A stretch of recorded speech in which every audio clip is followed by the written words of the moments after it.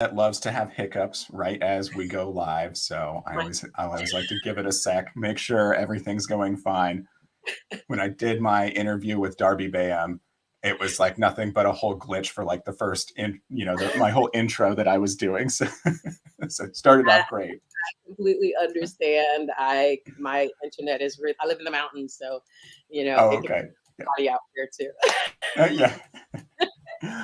All right. Well, we are live now, and today I have with me the wonderful LaQuette. Thank you so much for being on my channel. Wow, thank you for having me. I'm thrilled Of to be here. course. Well, thank you. So I have to freak out a little bit here because you have worked at some very high levels of the industry, and it's just an honor to have you here on my little Oh, channel thank today. you. Thank you. It's been a journey. I have been very fortunate in my career. A lot of it I can't take credit for myself. I God has definitely been merciful. So so I'm happy with where he's kind of leading me at this moment. Yeah, absolutely. Absolutely. Well, my friends Alicia and Bree are here. Bree, of course, fellow co-host on the Categorically Romance podcast. Hi Bree, how are you? Oh, every time she says that, I'm like, you need to come to my house and call me Madam LaQuette because my children and my husband completely ignore everything I say. So Yeah. it's Yes. lovely to have this experience. So did you hear that, Bree? You need to go to Madame LaQuette's house. So first off, how are you doing? How are things treating you lately? Uh, the end of the year to the new year had a little bit of a rough start. Personally, I had some challenges to face within my family, but things are getting better and on the upsweep. So I can't complain. I Good. won't complain at all. Oh well. So it's a great attitude to have about it. I know it's so easy to complain these days, isn't it? It is. It is. Well, Bree's on her way with wine, so Girl, that bring should the be. Moscato. Bring the Moscato. I have the glasses. All right. And I always start off asking my guests to show off any covers that they're loving lately. So, do you have any covers to share with us today? I do. Well, I guess I can share the first book in the series, which Oh, is yes. a very intimate takeover. Hmm. Yes, I don't know I've if got you my can. copy behind me as well here. Yeah. And then there's book two in the series, which Yes. is Backstage Benefits. And I think, hold a sec, I think I have a Hmm. copy of book three, which is the latest book we're going to be talking about, One Night Yes. Expectations. I have been extremely fortunate where Harlequin is concerned with the covers that they have done for me. They Oh, have yeah. just created some amazing looks for me, and they have also been very aware of my need to keep the cover representative of the people I actually wrote inside the book. And Yes. so been it's been a really pleasurable experience. Every time I open my inbox, and I get a new cover, I'm just like, oh my goodness, how talented are these people? Yeah. Oh, I know. I know. Actually going to talk to someone in the art department on the podcast here soon. And we're so excited because they've just been Awesome. killing it lately. I Please let me know what that is because I am definitely tuning in for that. Okay, yes, we will definitely shout you out when it comes out. And can I ask, do you have any kind of input on like the clothing or anything that the models are going to be No, wearing in it? no, Because what do there's science behind this. Let me just explain. It's not just wow magic, because that's part uh, of it. There's actual like science behind it too.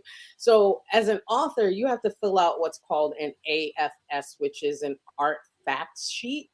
okay, And you basically throw in all the details about who your people are.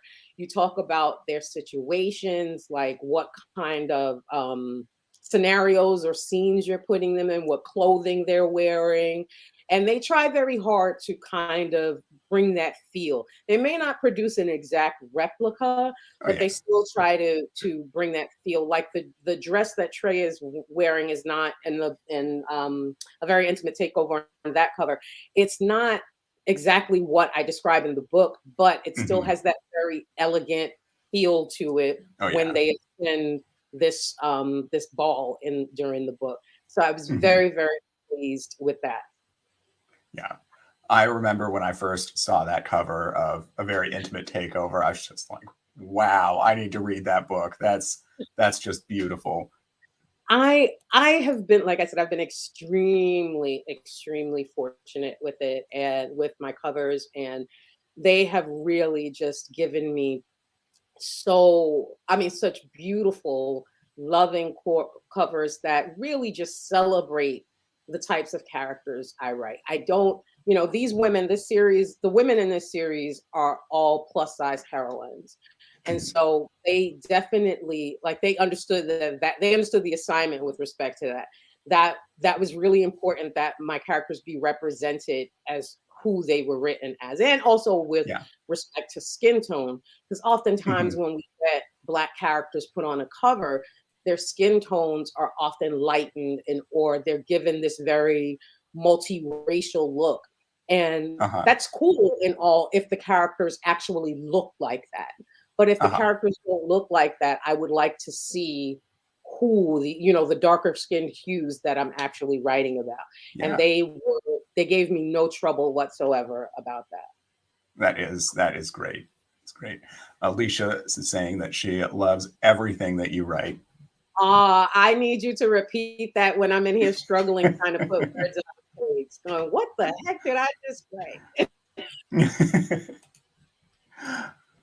All right. So, first thing I want to ask you about is you write tension so well. I remember when I was reading Backstage Benefits, I just have to stop and think, I was like, this book just sizzles. Like that was the adjective I came up with. I just this there's That just was my favorite. I have never seen a review or a breakdown of one of my books quite like that. It was so entertaining. oh good. Good. I think I'm just up there just making a fool of myself a lot of the times, but that's all right. No, If it people are was quite enjoying it. entertaining, and it was very obvious to me anyway as a writer that you got a lot of the things that I was throwing in there. That doesn't always happen. Some people don't always get it, but so I guess we're able to get those things made me feel really good. Oh, great. Tension is what makes romance. In terms Mhm. of like what we view as romance, right? So why do we keep turning in like novellas and soap operas have been on for decades, ages, right? The Young and the Mhm. Restless has got to be like 50 something years old by now, right? And why Yeah. are we keep tuning in? Because every week we want to see what kind of nonsense Victor and Nikki are getting up to, Oh, yeah. right? Every week it's something different. And so in a romance novel, you don't necessarily have that episodic time, but it Mhm. is something, very true to that sort of element. So in order to I do a lot of work on what's called goal motivation and conflict, which Yeah. basically is thinking about what your characters want individually, Mhm. why they want it, the motivation behind that desire, and why they can't have it, and Uh-huh. why is it keeping them apart. And if you Yeah. keep thinking of it from that sort of perspective, every time they are near getting together, you have to throw in something in there that's going to sort of wrench them apart. Because if they get together too easily, then there's not a lot of conflict, there's not a lot of tension. But that fight is what makes us root for them, right? That's why no matter Mhm. how much of a bastard Victor is, when he looks at Nikki that certain way, and we know that they're getting ready to start a whole Vicky Nicker, Nikki scenario all over again, we get excited, right? Because we Mhm. know that the fighting, the fussing, and the arguing has all really been about the fact that they really want to be together, even though they get on each other's nerves. Oh, yeah. Yeah, that Oh, it's you do it so well, and you make it look easy. It's not, it's just, with it really is also just thinking about who these people are and what would real people in this scenario do. You know, Hmm. this is a woman, especially where with Backstage Benefits, Lyric is a person who has had her entire life controlled by a man. And now Hmm. she's finally in a space where she can dictate her own path. So she's, of course, going to be very, very leery of any man coming in saying, "Hey, I want you to do this for me. And, I'll give you this if you do all of this for me." And Right. Yeah. so, of course, she's going to be reluctant. And the same for him. Josiah has been through some things with, people close to him. And so he's going to be really, difficult at trusting, this person, even though this person has not done anything to him at this point. Right. But, he's still going to have his guard up as well. So working from those sort of perspectives, and even with One Night Expectations, it's still the same sort of thing. Like they Hmm. both have their own agendas, and Oh yeah. because of one event, those things are sort of turned topsy-turvy on their head, and they both have to sort of figure out where they land after this and how they move forward. But again, you don't necessarily trust this person because they're making you do something you don't necessarily want to do. Oh yeah. Oh yeah. So let's talk about that. So your latest book is One Night Expectations. It's the latest in the Devereaux Inc. series. And so can you tell us a little bit about the series in general and its latest edition? Yes, the series in general came about because my editor at the time, Charles Greensman, he said, "Hey, I want you to write me a story about an affluent Black family in Brooklyn." And in my head, what he said was, "I want Black Dynasty set in Brooklyn." Uh-huh. And and so if you've ever had the opportunity to watch, I haven't watched the new version of it yet. Uh-huh. The 1980 something version of it, every episode was very much like looking at multiple views of all of the characters' lives and how they interact and all of Yeah. those things. So I wanted to create a world that was very similar to that, where you have all of these dynamic people, each individually going through their own situations, but also collectively having this one Hmm. thing that's sort of bonding all of Yeah. Yeah, that's great. And the three books really do that. It's almost like it's sort of they each have their own story, but there's this I don't know how quite to describe it, but they're all happening sort of at the same time. And when you're reading each one, you think, oh, this person over here, it's you see them and they're being really supportive, but you don't realize till the next book, it's like, oh, they got a whole thing going on too with themselves. Exactly, and that was how all three of those books were sort of set up. And when I went into the series, it was originally I was signed for a 3-book deal. So I wrote the 3 books with this in mind, like, let's focus on these 3 cousins who have this really tight relationship. Hey, Sheree, who have this really really tight relationship. And while they're bonding as cousins, they're also individually trying to find their own way and make their own mark in the world. And then Harlequin came back and said, "Hey, we love the first 3 books. How about you do 3 more?" And I'm like, "Wow, thanks, but I have not written that many cousins." Into the So, okay, what can you tell us anything about what's coming well, up? one of the things I did mention to them was that in the original Dynasty, you had Stephen, who was the gay character on Dynasty. Now, Mhm. this is 1981. So a lot of the Yeah. things that happened with Stephen Carrington on that show would, in today's time, be considered very toxic and very Mm-hmm. anti-LGBTQ plus. Yeah. But for the time, Hmm. it was, I don't think that there was an openly gay character on a primetime show Yeah. before like Hmm. that. So what I said to them was, if I got the chance, I would love to write about the gay cousin, but I don't want his story to be sadness. Oh, my family hates me because I'm gay. I Yeah. want to write it from the perspective that everyone in the family knows, and it's like, you know, it is what it is. Like that's who he is. He's Yes. our family, and we love him. And so, in the first three books, you don't get to see this character. You don't get to meet him that much in the first. Right. You hear his name in the first book. You hear that he's on the page in the second book, but he doesn't have any Hmm. speaking lines. And then in the third book, he's really he's the support for the heroine in the third book.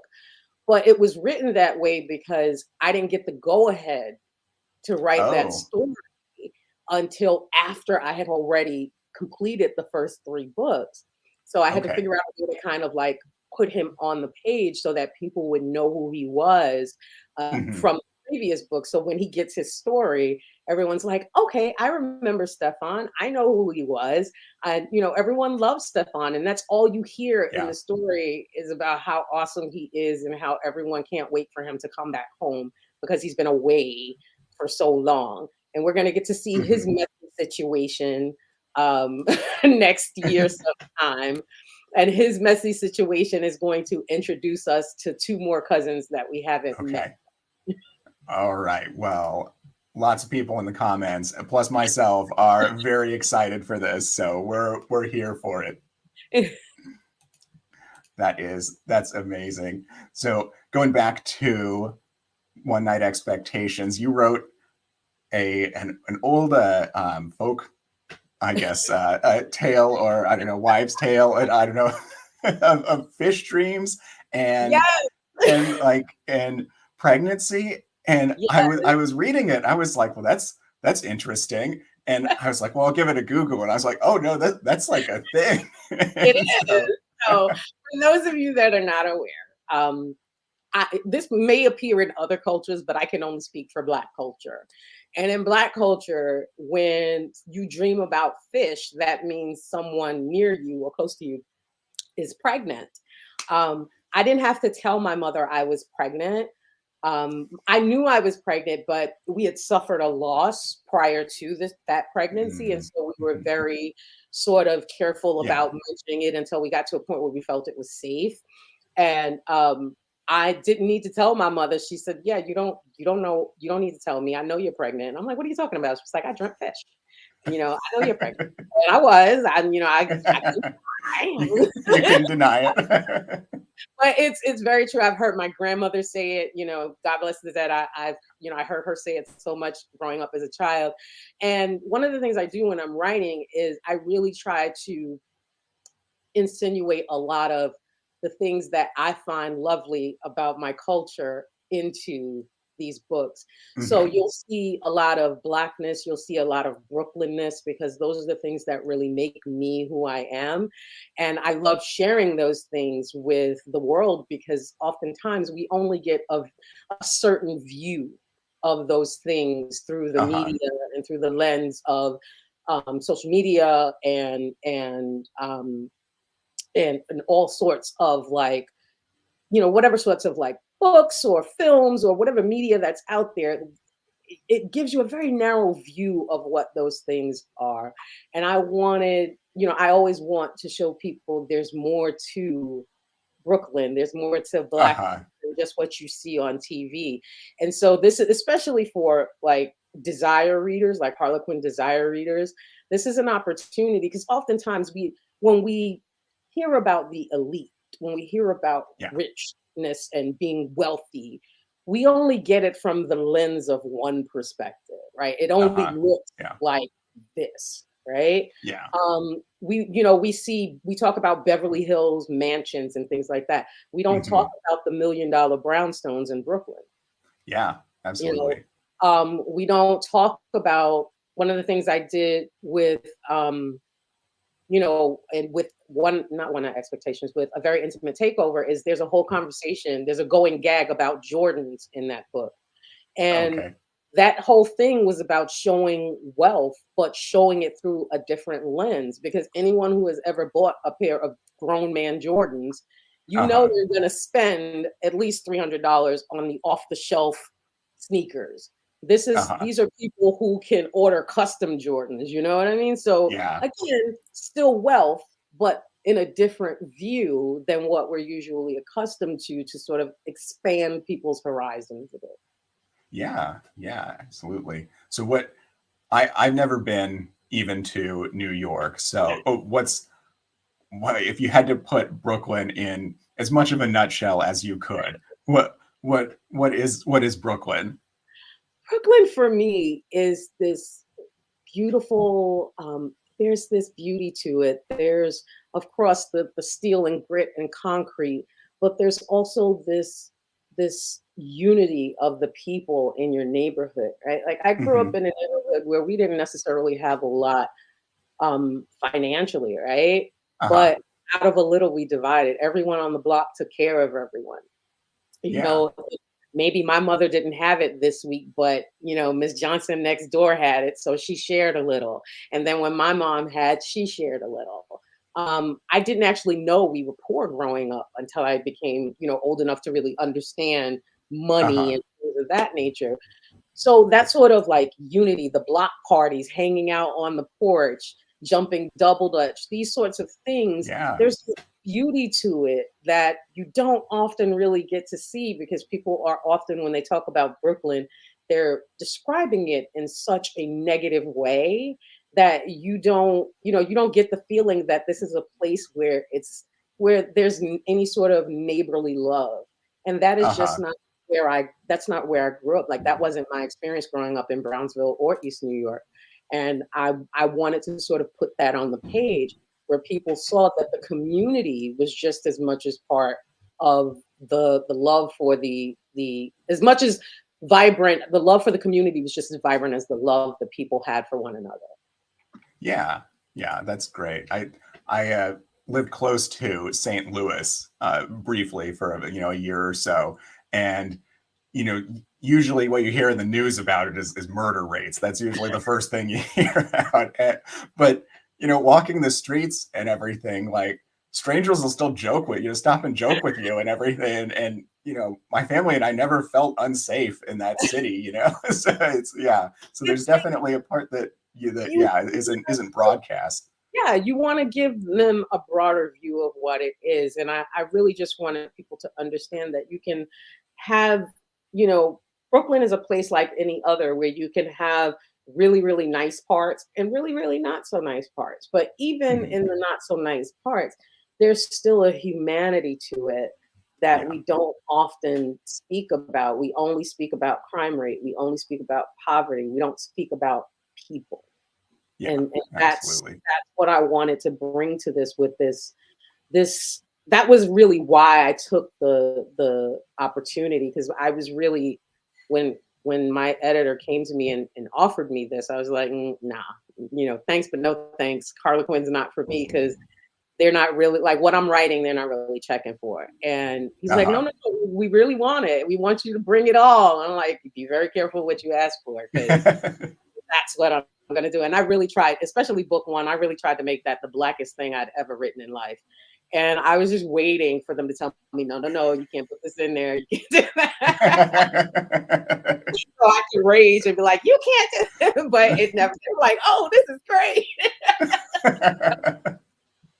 Well, Desires, I guess, taken a piece of Presence's I, playbook there. And they're like, no, we'll just go for it. I guess it really was very unexpected to me. I really was not expecting the response that these books have gotten so far. I have been so overwhelmed by how people have engaged with this work and really thought about the work, not just consumed it, but thought about all of the effort that went in or the reasoning behind doing things. Hmm. Hello, Deidre. Thank you for stopping I, by. All right. Can we talk about Lennox's proposal? So this is a marriage of convenience, it but is. he he did not skimp on his proposal. He surprised her. He got sweet with it. He just it was touching, really, that he went and took this step even though he didn't quite need to, and she didn't quite need him to, but it was. Can you speak to that a bit? I think where Lennox is concerned, Lennox grew up in a house of love. He grew up with his mother and father doting on each other, and also doting on he and his younger sister. Hmm. He understands what love and respect feels like, what it looks like in its truest form. So and when he and Amara first meet, he's actually like very fond of her and interested in her.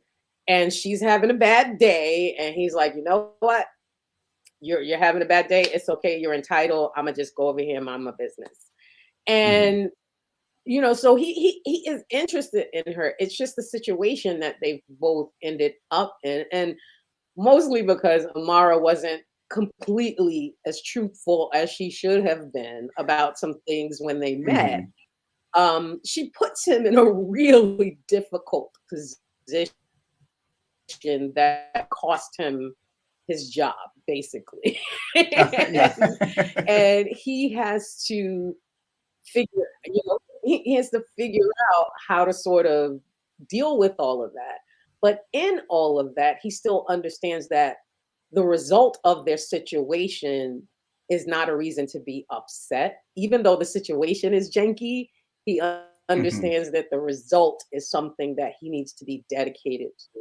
And so he's always, especially because he just lost his father maybe like 18 months before the book starts. Hmm. He doesn't want to be the kind of man that doesn't love the people around him, even though, but he tries so hard to be like really hard and really Yeah. distant. But every time he tries to do that, he just kind of softens up and does something sweet, like the proposal. And Hmm. I thought the proposal made sense because even though he was very angry about the situation he was placed in, he still understood that, listen, I gotta man up and do what I gotta do. And he did not feel like that was a reason for them to be miserable for the rest of their lives. Yeah. Like, we're in this for the time that we have to be in this. Why we don't have to be upset and angry and miserable the entire time. Just because I don't like some of the things you did doesn't mean you aren't deserving of being treated with kindness. So let's do this way so we can start this marriage off at least on a decent foot. Uh-huh. Yeah. Well, it was. Yeah, and I loved that. And going back to your tension and everything, I just wanted to scream sometimes. It's like just pay attention to their actions. Just don't like stop listening to what they're saying. Which is probably not the best True, advice, but they say one thing, but their actions. I think one of the things I absolutely love is his friend Carter, who is actually the love interest for Stefan in the next book. okay. His friend Carter is there's a scene in the book where his friend Carter is like, why can't you love your woman? What's wrong? And he'll, I've been through too much. Watching my parents, my mom basically grieving so much she lost who she was when my dad died. I Hmm. can't give into that sort of love myself. And Hmm. Carter talks about, oh, so you're gonna end up being like one of those rappers who come out all hard in their lyrics, and then they have to go apologize and get the R&B crooner to come sing a sweet line to apologize to their woman to get back in their good graces. And then he plays LL Cool J's "Love You Better," and which is a song that basically is that, like, he is pouring his heart out about how he wanted to be cute in front of his boys and did his woman wrong, right? So Uh-huh. Carter Right. is like, listen, no matter what, don't be this cat. Like, don't be this dude. Like, love is worth it. And I love that about the bond that they have and the perspective that Mhm. Carter has, because Carter can see that his friend very much is in love with this woman, even though Lennox himself can't admit that to himself. He absolutely Yeah. cannot admit that to himself, almost to the very bitter end. It is really Mhm. difficult for him to. Yeah. Charles is here. Thanks for showing up, Charles. And yes, it sounds like the next book in the series is going to be a gay romance. We are It very is. excited about that. Oh, and loves the covers. Yes, Plus size women. yes. Yes. The plus size covers. Plus size people get their loving on too. Yes, absolutely. And you know what? We'll just go ahead and go to that question that I had here. That talking point is we have uh, characters on the covers that aren't represented too much in romance. That's starting to change these days, and we're happy for that. But yeah, inside your pages, there's no drama about it. The men that love these women absolutely worship them. These women, they don't need to find their self-acceptance. They already have it from page one. And it's a great thing to read. And can you touch a little more on that, if you may? Well, I don't know if y'all could tell it, but I'm a curvy sister myself. um, and it's for me, not to say that people don't have body image issues. I'm not trying to make Right. light of Mm-hmm. how people, deal with their weight or their body image at all. That is not it. But what I can tell you is that I don't necessarily, as a plus size person, I don't wake up every day, every moment of the day thinking about my size or Uh-huh. assigning my worth to my size. Yes. I have been everything from a size 6 to a size 22 and everything in between. The only thing my size is really indicative of is how stressed out I am. When I'm stressed, I munch. It just it is what it is, and I don't Yeah. exercise. Yeah. Um, in my 40s, I land somewhere between a 12 and a 14, depending on the holiday season.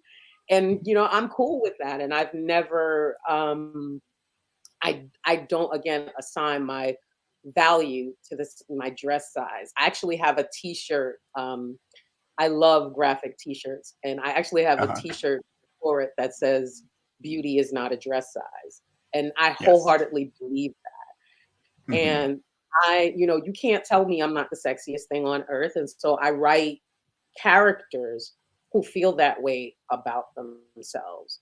And for me, as a plus size woman, I want people to see that I have value in myself. I don't need other people to provide that for me. I have that in myself. And so when I write characters like Trey and Lyric and Amara, to them, this is their everyday. So they don't need to sort of stress about their dress size or their weight. Mm-hmm. Not every larger bodied person is trying to lose weight. Yeah. Not every larger bodied person wants to be thinner. And health, thin does not mean healthy, and the reverse is Uh-huh. true. Being plus size does not mean being unhealthy. So it really Mm-hmm. is a personal thing. And as someone who has been reading romance for a really long time, like the reason I started writing romance was the fact that I literally didn't see any black curvy women in the books that Mm-hmm. I was reading. Everyone was thin and white. And no shade to thin white people. I Yeah. love y'all, but that's not the totality of what the world looks like.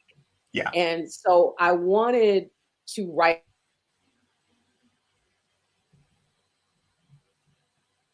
Oh, getting a little choppy here, but I'll go ahead and just read Charles's comment here while we I'm wait sorry. for. Um, Oh, there you are. where people like me where people like me were actually being seen Hmm. and seen through our own eyes and showing people how we feel about ourselves. So yeah, when I write a plus size person, I write feisty plus size people who love to dress, who keep it cute. I'm all into the whole like, cute fashionable stuff. Uh-huh. Because again, being cute and fashionable is not a dress size. Yeah. It's just style. Uh-huh. It really just is.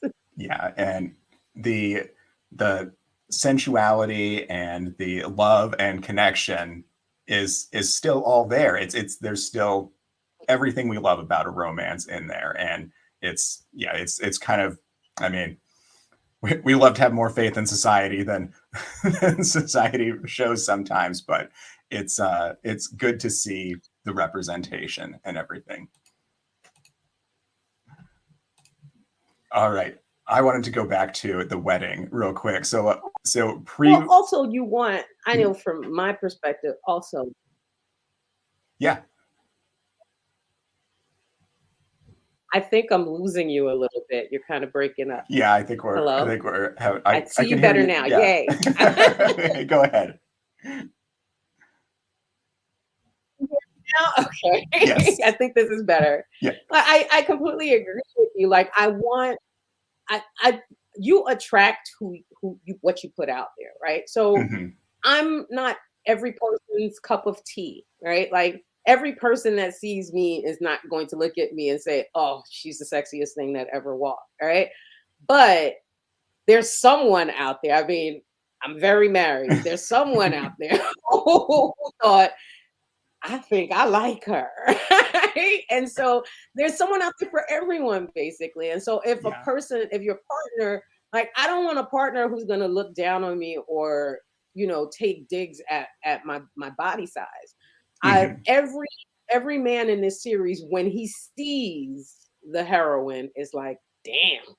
Yeah. Yeah. And that's the reaction, like because that's Hmm. the reaction that we often see with thin heroines or thin Yeah. protagonists. Why should that not be the expectation when we have a protagonist who has a fuller body? Yeah. Exactly. Exactly. All right, so I wanted to talk pre-wedding in One Night Expectations. There were some moments where the future in-laws were talking to their future daughter-in-law, son-in-law, and you just had me choking up, just scene after scene there. It just how, how did how were you able to write such touching moments just back to back, right in a row? Well, I mean, I can think back to my own wedding and think about like how special of a time that was for my mother and I because we planned that wedding together. And at the time, my grandmother was very ill and suffering from Alzheimer's. She Mhm. actually passed away maybe 4 months. No, I think she passed away. Yeah, about 4 months after I got married. And so, even Yeah. though and my mother was her primary caretaker, and even though she had her hands full with my grandmother, she still made the time to spend with me and give me the support I needed and just have that bonding over this next step in my life that I was about to Yeah. take, especially because I got married very late in life, which was definitely by choice. And when I finally made that decision to take that step, it was like my mom wanted to be as present as possible for me, especially also Mhm. because it was just also endearing because I grew up with a single mom. So Okay. Yeah. I know having those moments planning the wedding, the day of the wedding, like she spent the night in my hotel room. We Oh. slept together the night before my Oh. wedding. She just did everything she could to make me feel like her little girl. And I think as adults, sometimes we forget, we are expected to lose that feeling of needing our parents or needing our elders to sort of still, baby us. And she gave me that. And still, I mean, you know, when this whole pandemic happened, Uh-huh. I was used to seeing my mom at least twice a month, like driving to New York to see my mom twice a month, and I didn't see my mother for over a year. It was so heartbreaking for me, as Yeah. I'm sure so many other people suffered, very similarly. And the first thing I did when I got to see my mom was I literally like just laid at her knee and cried. I just wanted to be her daughter. I wanted to be, Uh-huh.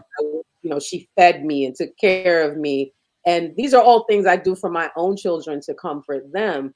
But as an adult child, sometimes you need that to be able to do what you need to do for your own children. So I thought Yeah. about that and thought about how, Amara and Lennox are very accomplished people, right? They've done a Hmm. lot, they've Oh done yeah. some spectacular things in their lives, but that doesn't necessarily mean that this isn't a very emotional, and for them especially because of the nature of how their marriage comes about, Hmm. it's a confusing time for both of them where they might need that steady rock to say, hey, I know things might seem a little uneasy right now, you might not have all the answers now, and it's okay, you don't need to have them, because regardless of whatever, I got your back. And Yeah. sometimes we all just kind of need that kind Yeah. of like support and love. And so to have Angel to tell Lennox, listen, Uh-huh. I know why y'all say y'all get married, but I also know my daughter, and I know doggone well this ain't got nothing to do with why y'all say y'all get married. But because I trust my daughter, I'm gonna trust you. And that means I'm to support her, I'm gonna support you. So if you need me, Yeah. just know I'm Hmm. here. And the same thing for his mother, who saw him close off after his father died and lose that piece of himself where the father was really the center of the family's joy, and they all sort of like lost that part of themselves. And for a Hmm. mother, I mean, I can definitely tell you myself, like seeing my child go through some difficult things in his life, and he's not even 12 yet, like Yeah. that is, it's hard to see that as a parent. Oh And yeah. then my job, even though I'm falling to pieces inside, my job is to be the rock for him and say, hey baby, don't worry, it's going to be okay, I got you, everything's wonderful. And so if someone is coming into my child's life and giving them the thing that I have seen them lose because of this losing a parent, then yeah, I would probably be just as emotional as his mother was as well, because she's getting her boy back in a way that she herself knows she's lost Uh-huh. for a while. She's lost herself, but he's lost just as much too.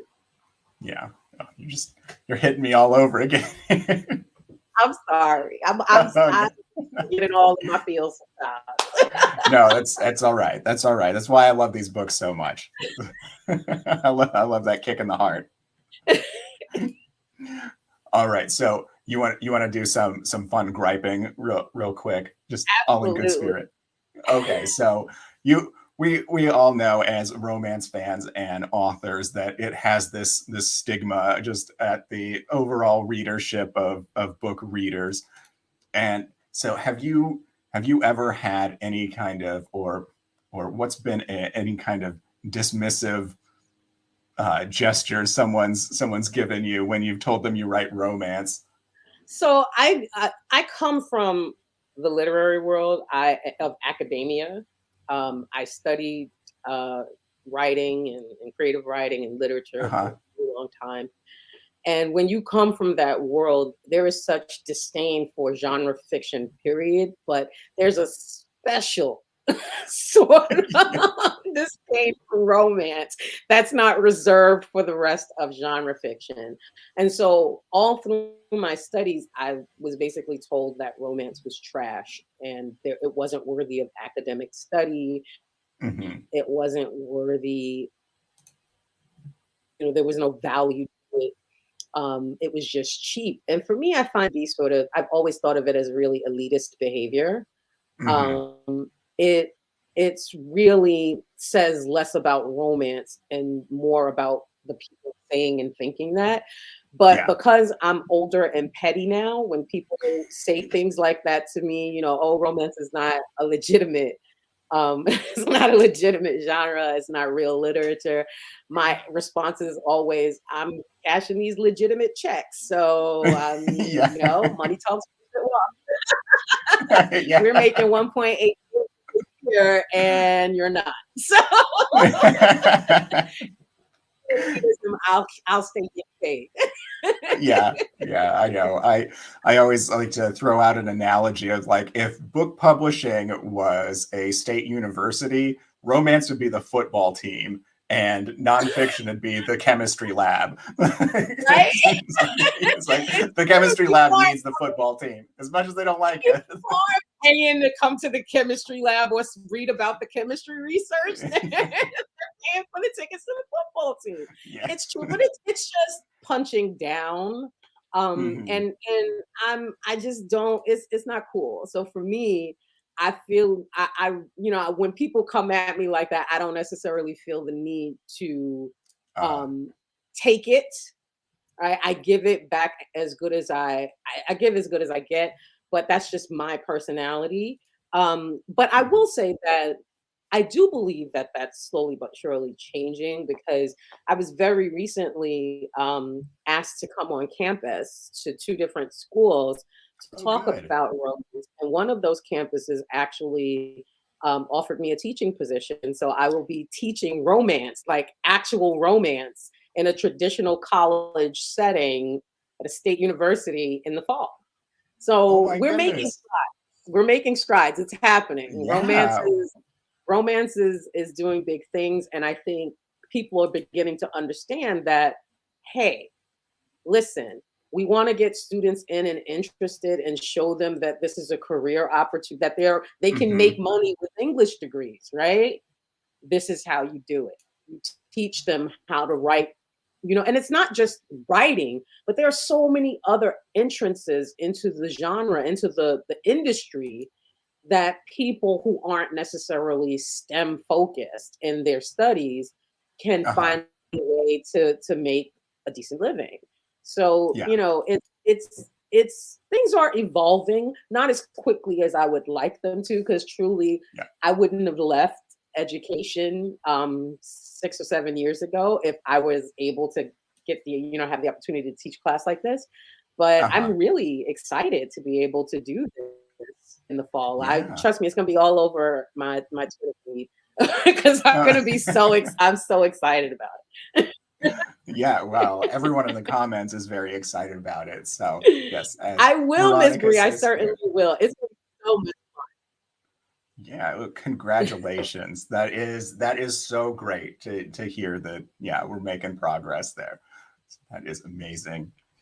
All right. Well, what is next for? Well, I guess you just said you're going to be teaching here, but anything else in life and writing? What's coming next for Madame LaQuette?